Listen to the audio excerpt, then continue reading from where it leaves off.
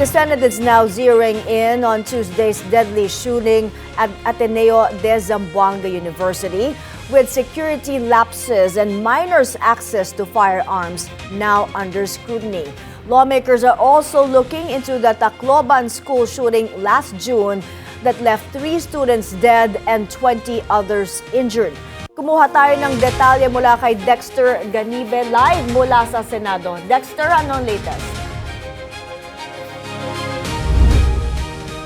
Mayroong nakitang pagkukulang sa pagpapatupad ng seguridad kaya nakalusot yung mga armas ng batang CICL na siyang namaril sa loob ng Ateneo de Zamboanga University. Gumulong na ang Senate investigation in aid of legislation sa nangyaring karahasan sa loob ng Ateneo de Zamboanga University. Sa salaysay ni Zamboanga City Police Director, Police Colonel Fidel Portaleza Jr., hinatid ang CICL ng sasakyan kaya hindi na siya dumaan sa inspeksyon ng mga security guard na nagbabantay sa gate. Nang nasa loob na niya ng campus ay doon na lang bumaba ang CICL at dumaan sa ramp kung saan walang nakabantay na mga security personnel at umakyat sa 4th floor ng gusali kung saan doon na isinagawa ang pamamaril. Yung rampa na yan, May, ay siyang ginagamit umano ng mga PWD papasok sa gusali ng paaralan. Mabilis anya ang pagresponde ng pulisya sa eskwelahan dahil inabutan pa nila yung CICL sa 5th floor at minanduhan na ibaba yung kanyang armas. Pero sa halip na sumunod sa pulisya ay pinutok niya ang hawak na armas sa kanyang sarili dahilan ng kanyang pagkasawi. Pagtatama ng pulisya, 2 ang nasawi at isang babaeng estudyante ang nadaplisan. Ang pangalawang dinala sa ospital ay hindi naman tinamaan ng bala kundi hinimatay lang ng masaksihan ng pangyayari at nakalabas naman ito sa ospital at nasa maayos na ang kalagayan. Dito na po na ni Senator Erwin Tulfo ang tila pagbaliwala ng mga security personnel sa mga nakasasakyang estudyante hindi lang sa ADSU kundi sa maraming private na eskwelahan sa bansa. Sabi naman ni Senator Risa Hontiveros, kung meron lang sana ang security personnel sa rampa na dinaanan ng CICL ay maaring napigilan ang insidente. At sayang lang po no na wala sa kanilang naka-assign pala dun sa ramp kasi kung nakalkal yung sasakyan or yung mga gamit ng bata, very possibly na prevent itong trahedyang ito. Balita ko po, pag nagko-commute yung bata, hinatid ng yaya o naka-tricycle, naka-motor, yung bata ay sinasubject po sa search. Mayroon po mga metal detector. Pero pag nakakotse, baba yung bata, pasok doon sa gated compound, papasok na sa hallway, diretso na sa classroom. And ito po yung dinaanan ng bata natin na perpetrator. Did you see that, Colonel? At ano ang suggestion nyo po sa Ateneo de Zamboanga? Yes po, nakita po natin yan. Yung pong mga bata, mga estudyante na papasok po ng school na naglalakad po or wala po silang sasakyan ay na-check po at meron pong mga security guards. Doon naman po sa sasakyan is merely visual search lang po yung mga security guard natin na nakakapasok sila. Yun nga po ang recommendation natin that dapat magkaroon ng X-ray or scanning machine.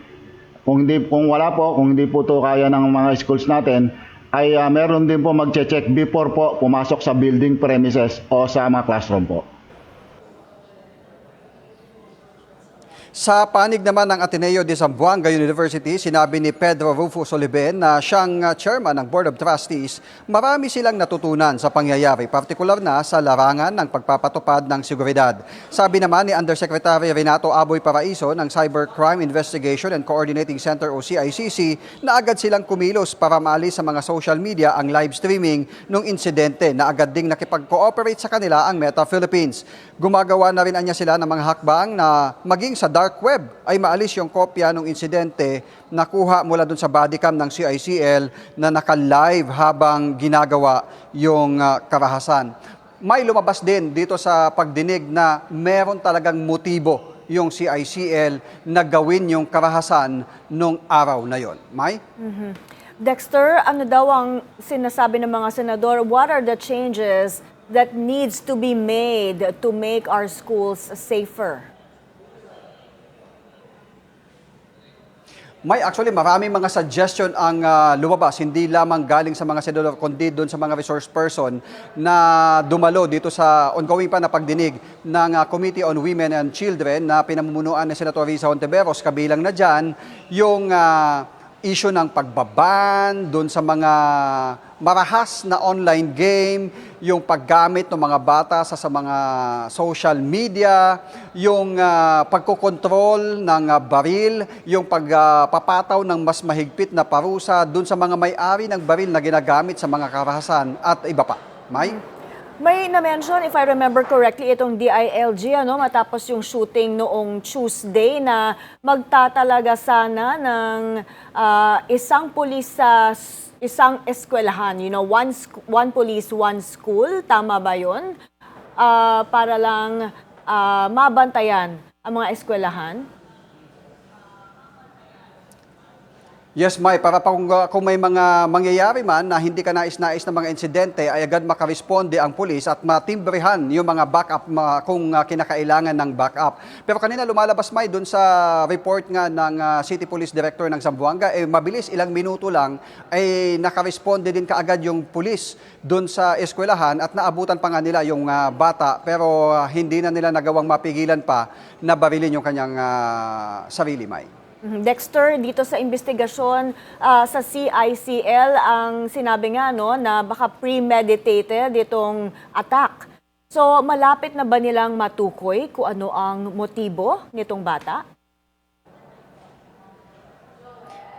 Sa ngayon, May, ay tinitignan pa yung digital forensics doon sa cellphone ng bata. Hindi pa nito nakukuha lahat ng mga detalye ng kanyang komunikasyon at doon malalaman kung sino ang mga naging kausap niya, kung anong mga social media, kung saang social media siya may kausap o kung sino yung groomer, yung nagkakaroon ba ng grooming para dito sa bata para gawin yung naturang insidente. Yan ay ongoing pa ayon dito sa Zamboanga City Police Office, May. You mentioned yung sinasabing grooming, na pag-usapan ba itong paano i-regulate yung social media use at yung online games, lalo na itong Roblox? Kasi may lumalabas na balita na may mission daw itong CICL na nakuha niya sa Roblox. May mga ganun bang na-discuss?